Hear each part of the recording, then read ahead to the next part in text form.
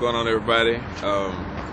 It's Noah Rattler on the dawn, I guess, of the third Houston Sleepout. This year's Sleepout Saturday, and it's a different sleepout than it's ever been before. All this evolved out of my walk from Houston, Texas to Los Angeles, California in 2007, and we're keeping the ball rolling. Ultimately, the goal is to raise awareness around homelessness and to build capacity for the organizations and our greater community to deal with homelessness, mental illness, and everything that falls within the realm of that complex bundle of a phenomenon. Take a ride with me tonight. We have several different stops we're going to make. At least six different sleepouts happen all across the city. The first is at TSU, but right now we're getting ready and the clock is just ticking down. 40 minutes to game time. Let's go.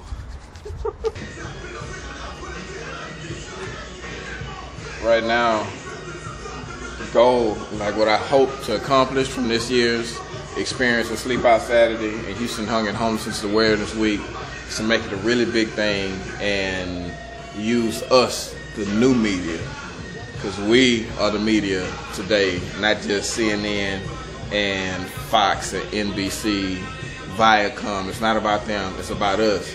So we're using the social media tools to the best of their ability, to the best of our ability, and hopefully we get the word out.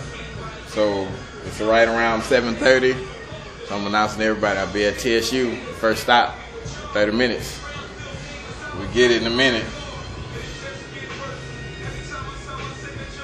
Food Suite's my favorite, making it happen. Hopefully. Have a good crowd up there at TSU.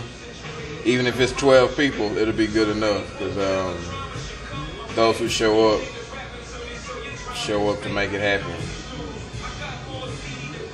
And together, we can make it all happen. We can make this world a better place.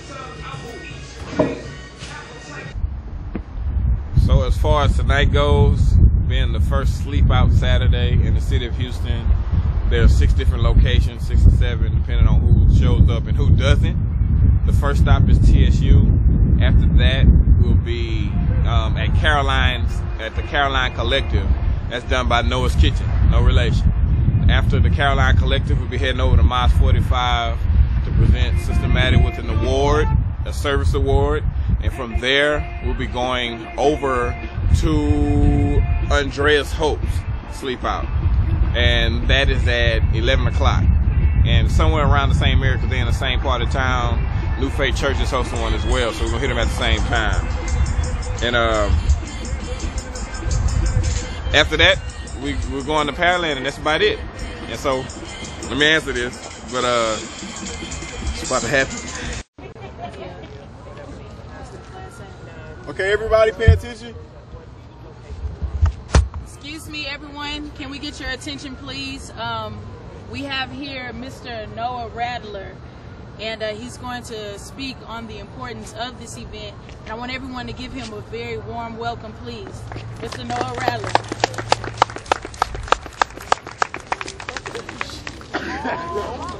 TSU. I graduated from Prairie View. Congratulations. Congratulations. Congratulations. I'm actually happy to hear that you guys I'm excited about that. When is it? December 11th. I might even roll down there. I'm not sure. Stephanie said my name's Noah Rattler. In 2007, I walked from Houston, Texas to Los Angeles, California to raise awareness for homelessness. The journey was 1,800 miles and it lasted 4.5 months. The reason I did this was ultimately to make a statement about how I myself, and not just myself because I'm a representative of my community, how we ultimately feel about homelessness. Now the issue with that is, a lot of the times, there's a lot we don't know about the realities of homelessness. I started volunteering at Search Homeless Services in 2005, and I was doing it to just kind of get an idea of what's really going on, because I figured out that I realized that I didn't know much about it. Like, I didn't know that a lot of the people who are homeless are mentally ill. I didn't really understand that. I didn't understand that 49% of the homeless population is African American. While I was volunteering, and we're only 13% officially of the population. While I was volunteering, I found at that time the average age of a homeless person in the state of Texas was 9. So you see the panhandler on the corner who comes up to your car, guy want to wash your window, and that's what forms our image in our head of what homeless people are. But the realities are much different. Right now, the fastest growing group of homeless people are women coming back home from the war. That's that group and that demographic is growing the fastest. It's contemporarily been, over the last 10, 12 years or so, women and children out there on the streets. And so once I started to find all this stuff out, I figured that it was really important that I do something about it.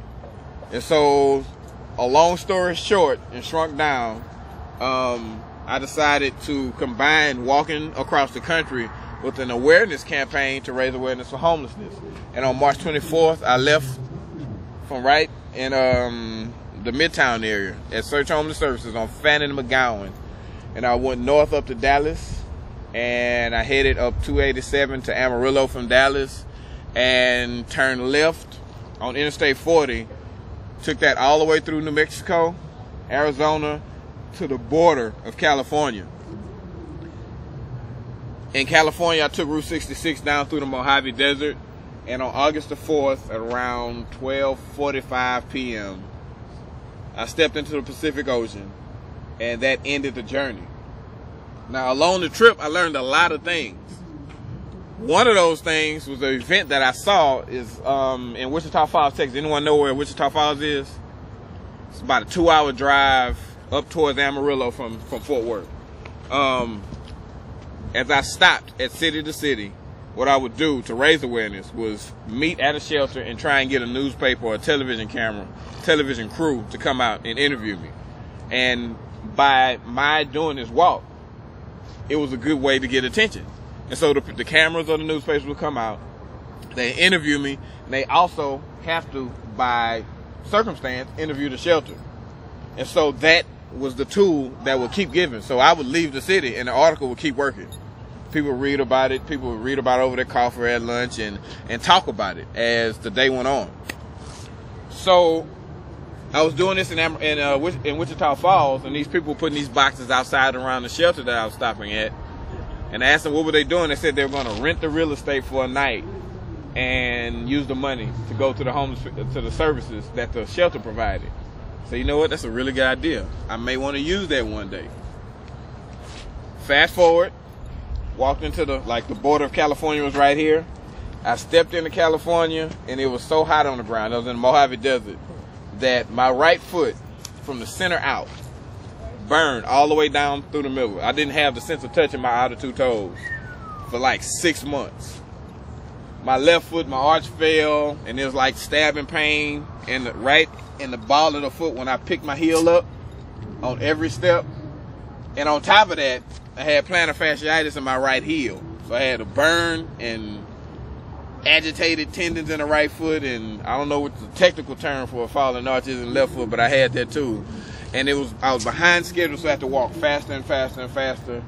And that we had less money, so I had to eat less and less and less. So I was doing 23, 24 miles a day through the Mojave Desert to make it to the destination in time, so my support vehicle driver could get back to Houston and start school at U of H. During this period of time, I realized that, you know what, this is really cool, what I'm doing.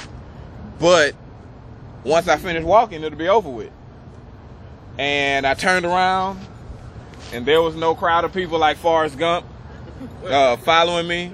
And realistically, I would have had to do it maybe 3-4 times for people to start following, because they didn't jump in behind Forrest until like lap 3 around the country. And so I figured that I needed to do something else to keep the ball going and make sure that what I did would last. And so when I got home, everybody was really excited about it. I won a couple of awards and this, that, and the other. And in one award ceremony, I was sitting across the table from a guy named Chris Brown. And Chris is the chief of staff of City Comptroller Ronald Green. He's also Peter Brown's son. Chris was like, Noah, what you did was amazing. We really need to do something together.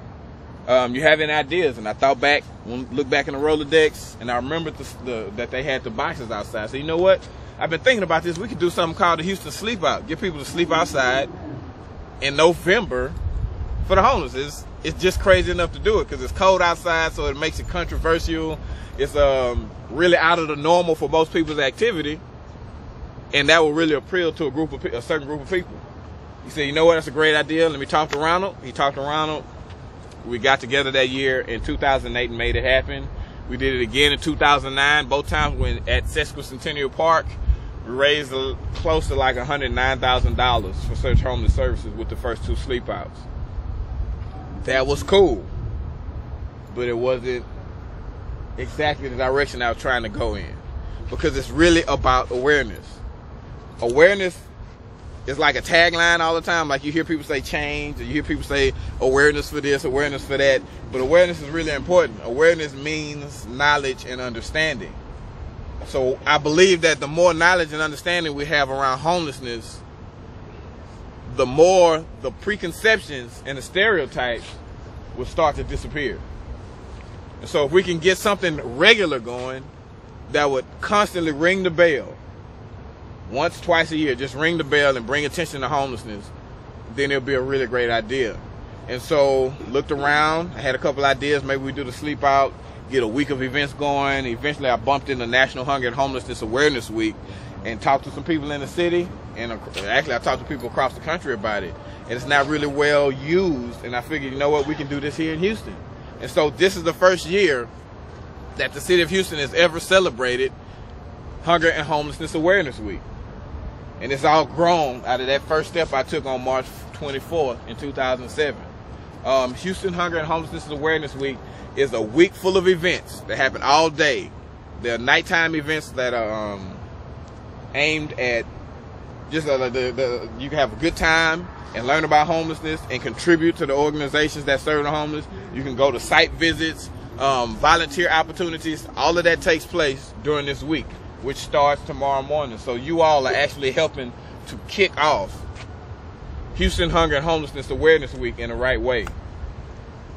Ultimately, what I would like to see from this is a national Sleep Out Saturday. And I think we as a city are the best city to get it started. Because ultimately, when there's a gap in when leadership is needed, usually someone steps up and fills the role. The question is, are you going to do it in the right way or do it the wrong way? Right now, there has not been a real big push to get something like this going. And I think it's the time. I think that the generations that are here now are the right ones to actually make this happen. And if we can get it up and going, get it rolling. So by the time y'all, some of you will be sponsors of organizations here at Texas Southern University and other universities around the country, be professors, have kids, grandkids and stuff like that. If we can really get this ball rolling, it's a really big ball, but if we can get it going, it'll be hard to stop. And the further the ball rolls, the more people will learn about homelessness. The more we learn about homelessness, the more empathy we'll build as a side effect for one another. And as we get to that step, my little secret desire, internal desire to save the world will like really start to happen. And it's like,